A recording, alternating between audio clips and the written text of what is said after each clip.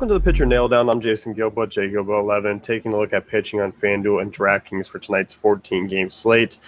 Tonight's slate does feature Coors, but it also does feature a lot of immense value plays. As we mentioned on the DraftKings pod, you do have guys like Odubel Herrera, Maikel Franco priced down at 2K, Pollock at 4K. So it's actually not that bad of a slate to really pay up for pitcher and still get exposure to guys like Goldschmidt, Pollock, and Coors and those types of games. So certainly a fun one here. You do have some price down options. And jumping into the first one here, you got Pirates and Brewers in PNC Park. So obviously a bump to both these pitchers. Pittsburgh is minus 167 favorites. Talion is facing the Brewers again here. Obviously struggled his last time out in Miller Park. But obviously going against him here in PNC, it changes things a little bit. But obviously this is the fourth time he's faced him. It's still just kind of a situation where you do like him in GPPs because of that high strikeout rate for Milwaukee. So I'm certainly not ruling him off. I mean, it's near 26%. Good shot at a win, decent ballpark there. So I'm okay with him in tournaments. I'm probably not going to be rolling him out in cash games. So a strong option there. As far as Guerra goes, I mean, making his first start off the DL, a guy who I feel is just kind of overpriced at 9K, a guy who I'm just kind of fading tonight. Braves and Phillies next year, Joel De La Cruz versus Jeremy Hellickson. Jeremy Hellickson, I mean, does struggle with lefty bats, so it is a little bit concerning, and hasn't really had the greatest of starts against Atlanta this year, which, particularly could be for that reason. He is very up and down. I mean, did throw a great start against the Dodgers, did throw a solid against the Cardinals.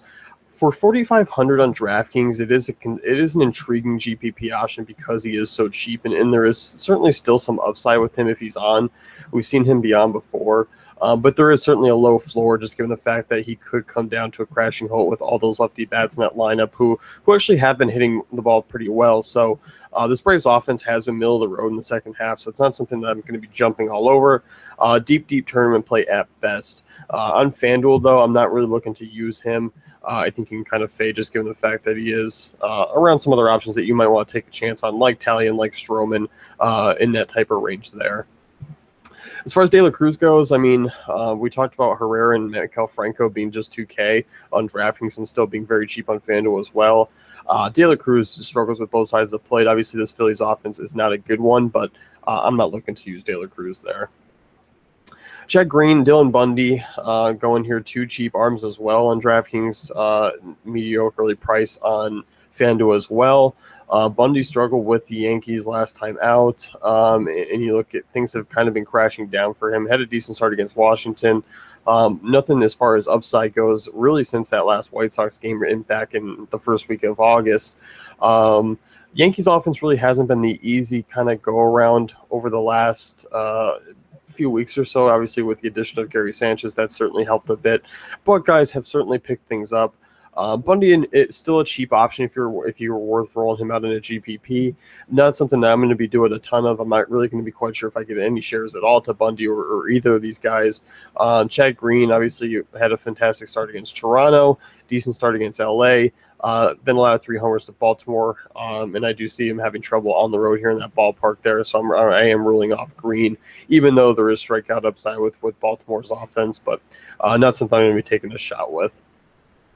Blue Jays and Rays next year, Alex Cobb versus Marcus Stroman. It's been a while since Alex Cobb has pitched. He only threw about 60 pitches in his rehab start, so he's not going to go terribly deep into the game. So you can certainly fade him here tonight. That's an easy call. Stroman on the other side, interesting GPP option. We've seen the upside that he's brought against the Rays before. But we also seen him be very inconsistent, even in good spots. On the road here, I do like him a little bit.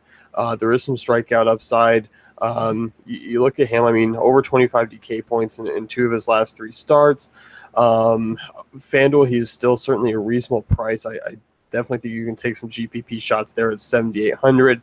Decent favorite. You look at this Rays offense, middle of the road against right-handed pitching. Obviously, he's really struggling of late.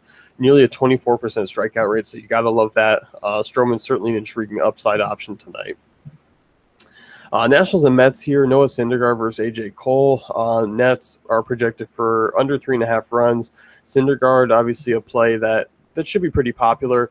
My favorite cash game guy, probably not. I do like Price and Carrasco more. I think it's just a little bit of a safer matchup, but I certainly still do like Syndergaard in more of a GPP role because he still has that 25 plus, DK point upside. We know he has 50 plus upside on FanDuel. He is an interesting swerve off of Carrasco and Price, who are really in better matchups, who are also in better spots to pick up a win. So I'm kind of more downplaying them to just them being the cash game options over Syndergaard. But obviously still a strong play. We know what he can do in terms of that strikeout rate. Near 30%, near a 15% swinging strike percentage. So obviously one of the elite arms on the slate. As far as Cole goes, obviously this Mets offense is not one that we usually shy away from pitching. I'm not really on him. I don't like the fact that he has given up three home runs in his first two starts, obviously to two tougher offenses. A lot of lefties here. I am worried about Cole a little bit. I do feel like his price is a little bit more than I want to pay on DraftKings at 7,700. I can't quite roll the dice here on FanDuel either, even though he is pretty cheap at 5,500. He would allow you to do whatever you wanted with your lineup, but I feel like I can kind of spend up and still do what I want with a Stroman or Italian.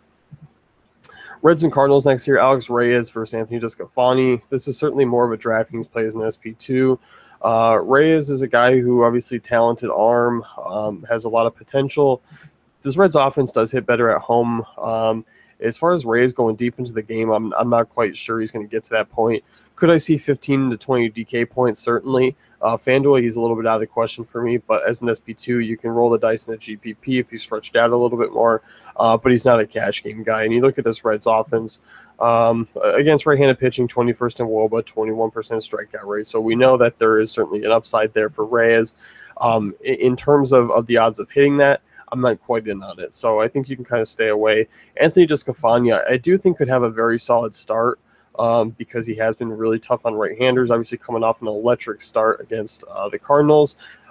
In terms of this matchup here, I do like Carpenter. I do like Moss against him because Descafani does struggle with lefty bats, but I think he's going to be actually a decent start tonight, but I don't think he's going to be playable for me in really any format because I feel like he is a little bit overpriced.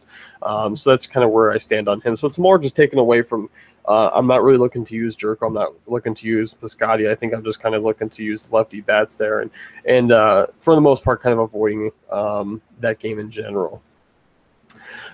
Indians and Marlins next year, Carlos Carrasco versus Andrew Cashner. Cashner is certainly out of the play with his struggles against lefties. You can certainly fade him. But Carrasco, a really strong GPP and cash game option at home against this Marlins offense that was bottom 5 in runs in August.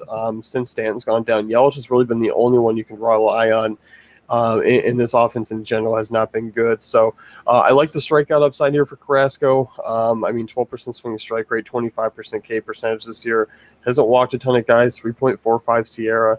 Can be a little bit home run prone at times, but against this Marlins team, I really don't see a ton of pop outside of Yelich and Ozuna. So I think you can certainly feel comfortable playing Carrasco in all formats. Certainly a reasonable price, and with all the value hitters that are on this slate, you can certainly still get exposure to that Diamondback side if you wanted to. Astros and Rangers next year, Doug Fister versus AJ Griffin. This one I'm staying away from. I don't think there's really any upside for pitchers that you need to take a risk on.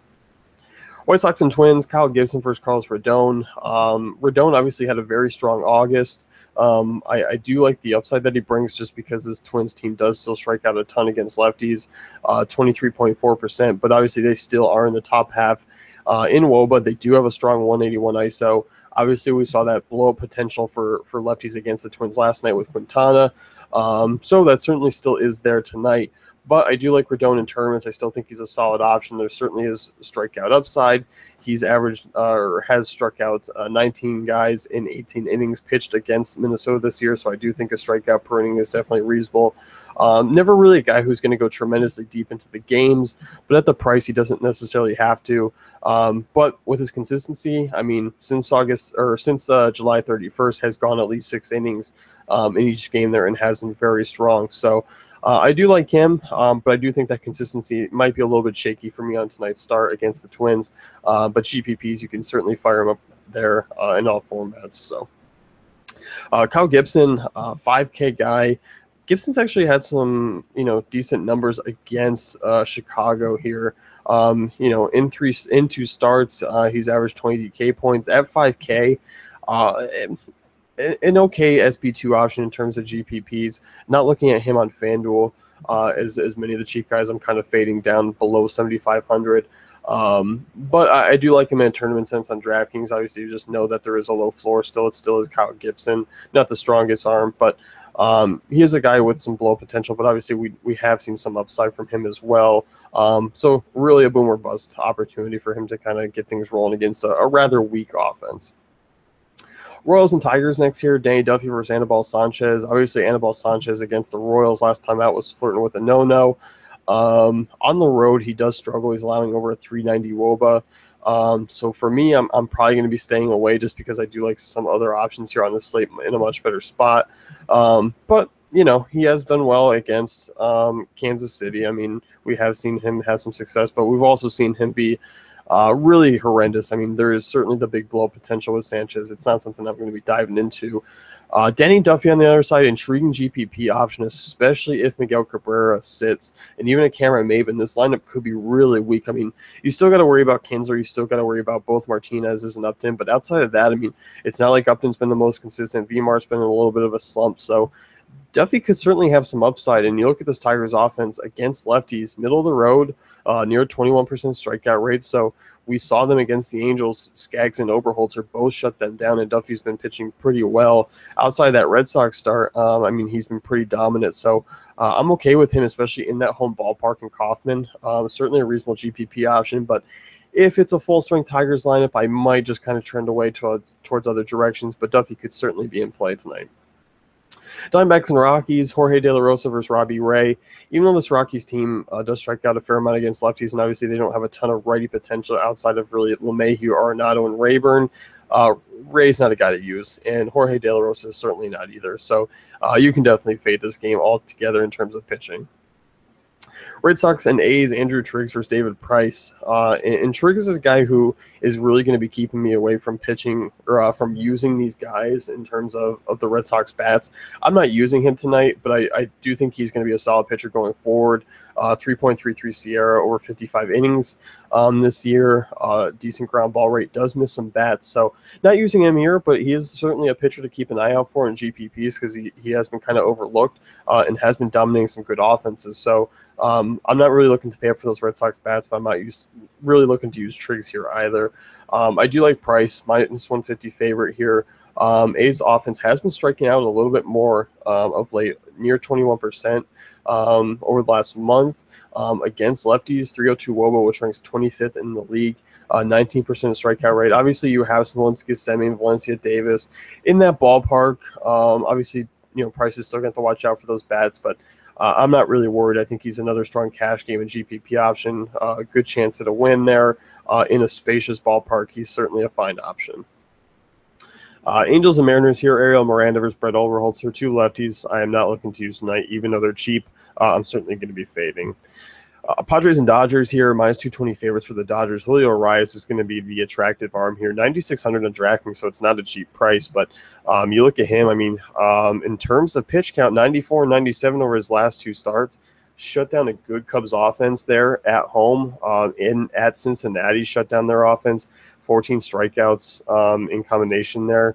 I think that is certainly a reasonable number where 25 DK points is there again. And even on FanDuel, I mean, 8,400, you can certainly get some bats in. And you look at what he's done, 51 and 48 DK points.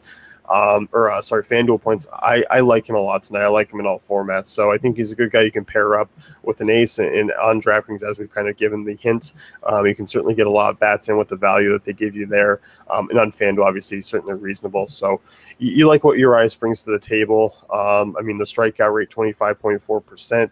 10.7% swing strike rate in that ballpark against that team that's been horrendous against lefties over the last month. He's going to be a great option. In terms of Richard, for me, I mean, you look at this Dodgers offense against lefties, they are bad. I mean, very bad. He's likely not going to get a win. Obviously, I do have faith in the Dodgers offense, getting him a couple of runs for Urias to get some some run support and get a win there. But Richard, I mean, back-to-back games with 20 DK points, only 4,400 against the Dodgers offense. That really is not good. It's more of a boomer bust play, though, still, in my opinion. I still think there's some bats that he'll have to worry out for. I'm not the biggest fan of Richard, but the matchup is solid. So, obviously, a deep GPP play and tournaments and nothing more. So, let's kind of things up with the pitcher nail down. Be sure to check out DaveFantasyCafe.com for our great tools and content.